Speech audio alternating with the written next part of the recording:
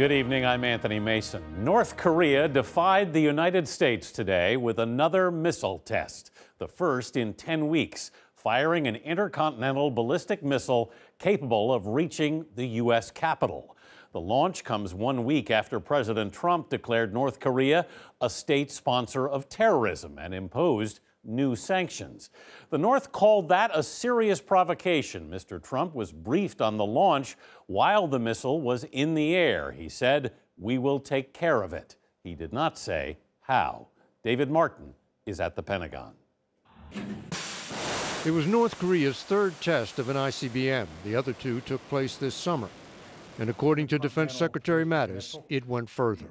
It went higher, frankly, than any previous shot they've taken. It's a research and development effort on their part to continue building ballistic missiles that could threaten everywhere in the world, basically. The missile was fired from a mobile launcher just north of the capital of Pyongyang and flew for more than 50 minutes, climbing more than 2,300 miles into space before splashing down in the Sea of Japan.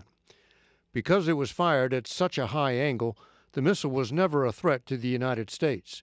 But calculations done by David Wright of the Union of Concerned Scientists showed that had it been fired on a standard trajectory, it could have traveled 8,100 miles, far enough to reach Washington, D.C. or anywhere else in the U.S. Within minutes of the launch, South Korea conducted a missile firing drill of its own.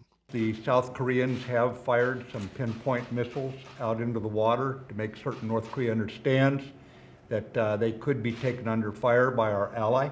Secretary of State Tillerson called for stricter enforcement of UN sanctions against North Korea, including the right to stop, board, and search vessels transporting goods to and from the North.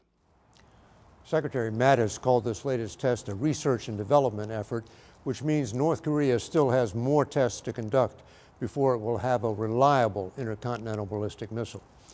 But that day is coming, Anthony, probably next year. David Martin at the Pentagon tonight. David, thank you.